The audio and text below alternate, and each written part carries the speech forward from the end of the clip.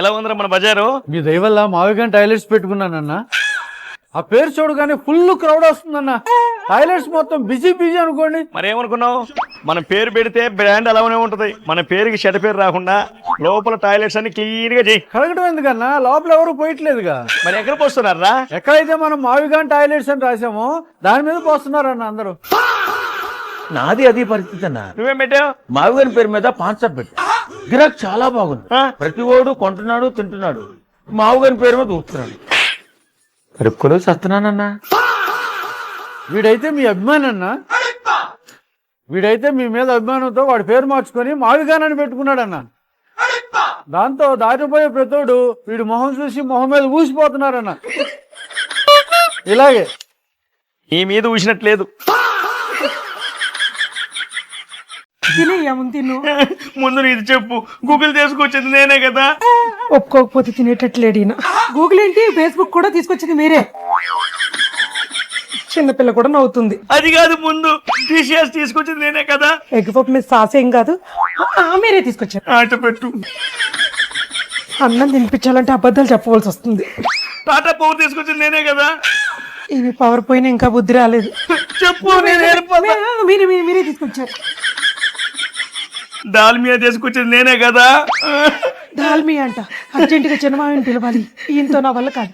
చిన్నమావయ్య, బాబాయ్ గూగుల్ తెచ్చింది ఈయనే అంట మావయ్య. నేను ఒప్పుకోకపోతే అన్నం తినట్లేదు, నన్ను చంపేస్తున్నాడు. గోదాంలో గొడ్డలు దాచుకుని పేసు నువ్వు గూగుల్ తీసుకురావడం ఏంట్రా? ఎక్కడ బట్టి పట్టారో ఏమో. టీసీఎస్ ఏవో పేర్లు చెప్తున్నారు మావయ్య. ఇంకేదో పేరు చెప్పారు మావయ్య. మియానో ఏదో దాల్మియా. ఇంట్లో సేమియా చేస్తే తీయగుంది ఏంటిది అని అడుగుతావు. నీకు దాల్మియా తెలుసురా? తింటావా లేదా? తింటా బాబాయ్. తిను. ఏమమ్మా సత్యవతి, నువ్వు మా ఇంటికి ఉడుతున్నావేంటి? మీ ఇల్లు అక్కడ ఉడుచుకెళ్ళి. వాడిల్లా నా ఇల్లు కాదా? అయినా 3 సంవత్సరాలు ఇంకా ఎలా కళ్ళు మూసుకొని బతకాలో ఏంటో, ఎలా పనులు చేసుకోవాలో ఏంటో. జగనన్న కళ్ళు మూసి తెరిచేసరికి మాత్రం 3 ఏళ్ళు అయిపోతుంది. చీకట్లో హాయ్ హాయ్ జగనన్న బాయ్ బాయ్, రాష్ట్రంలో అంతా నవ్వులే. ఏం చేస్తావురా నువ్వు? బాత్రూమ్ లో ఏం చేస్తున్నావురా? నువ్వు వచ్చింది బాత్రూమ్ లో కదరా, బెడ్రూమ్ లో. ఈ 3 ఏళ్ళు బాత్రూమ్ ఏదో బెడ్రూమ్ ఏదో ఎలా కనిపెట్టాలి జగనన్న? కళ్ళు మూసి తెరిచేసరికి మాత్రం 3 ఏళ్ళు అయిపోతుంది.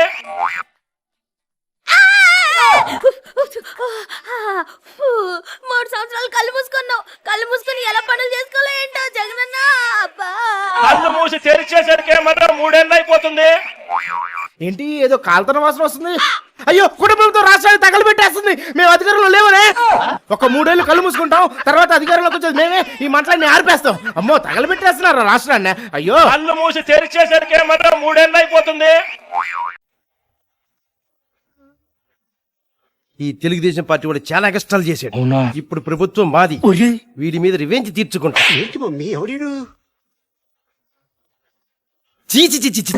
ఏంటమ్మా కళ్ళు కనబడతలేదా? మనుషుల మీదకి చెత్త దుడుతున్నావు. నేనెక్కడేసానండి? ఇందాకటి నుంచి అటు ఇటు మీరే కాలుగాలిన పిల్లలా తిరుగుతున్నారు. పిల్ల? ఈ జెండా చూసావా? పులిని పట్టుకుని పిల్ల అంటున్నావు. నీ అంతు చూస్తా. నువ్వెవరో చెప్పి ఇక్కడ. అన్న వదిలేనా ప్లీజ్ అన్న. ఎవరి మీద చేసావో తెలుస్తుందా? వైసీపీ దళితుడి మీద. అన్న వద్దన్నా. దళితుడి మీద చేస్తావు నువ్వు. వైసీపీ దళితుడి మీద చేస్తావా? వైసీపీ దళితుడి మీద చేస్తావు నువ్వు. ఎస్సీ అట్రాసిటీ కేసు పెట్టి మీ ఇద్దరిని జైల్లో తోస్తా. నా పవర్ ఏంటో చూపిస్తా. రేయ్, మీ ఇద్దరిని జైల్లో తోస్తా. అతనే వచ్చి గొడవపడి అతనే కేసు పెడతానంటాడేంటి? 1 week later. అన్నా, నన్ను జైలుకి పంపిస్తాను, నువ్వు జైలు నుంచి వస్తున్నావు ఏందన్నా? నేను కన్వర్టెడే గాని దళితుని కాదుగా. దళిత కార్డు వాడుకొని మా అన్న కోసం అందరి మీద కేసులు ఎత్తున్నానని నన్నే జైల్లో వేశారు.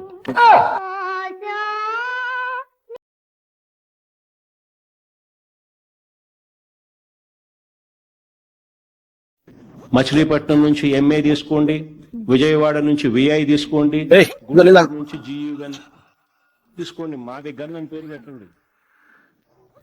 కాల్బోతు తీసుకురా. డిప్రెషన్. రే చెల్లు మళ్ళీ చూసుకుంది కానీ వచ్చి బండి ఎక్కురా. నీ బొచ్చులో అమరావతి కట్టుకుంటే కట్టుకోకపోతే మాకెందుకు? నీ బొచ్చులో అమరావతి కట్టుకుంటే కట్టుకోకపోతే మాకెందుకు? డిప్రెషన్. రే ముంతనాయాలా, మైండ్ మావి గన్న కానీ పెట్టొచ్చావా? ఎక్కమనింది నా బండి రా, ఆ బండి కాదు.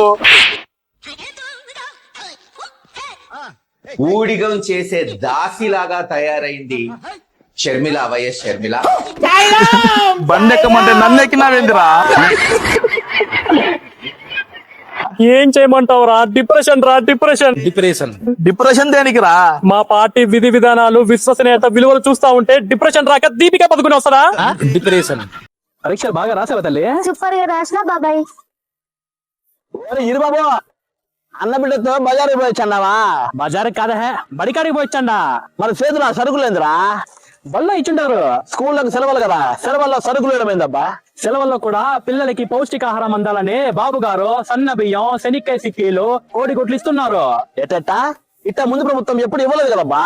ముందు చూపు ఉన్నోడికి ఆలోచనలు ఎప్పుడు ఇట్నే ఉంటాయబ్బా. ఇంట్లో పిల్లలందరికీ తల్లికి వందనం ఇచ్చినాడు. ఇప్పుడు సెలవుల్లో కూడా ఇంటికే సరుకులు పంపిస్తున్నాడు. ఎందుకంటే మా బాబు బంగారం.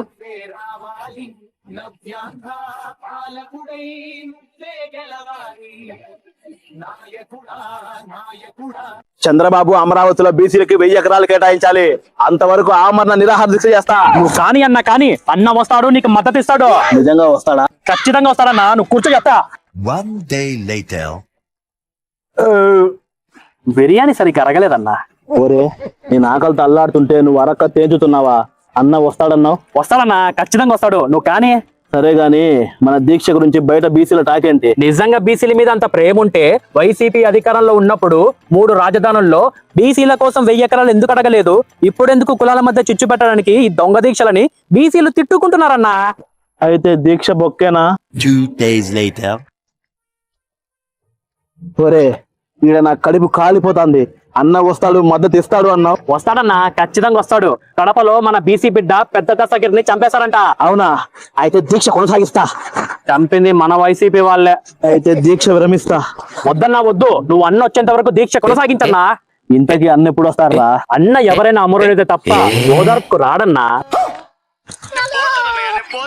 నా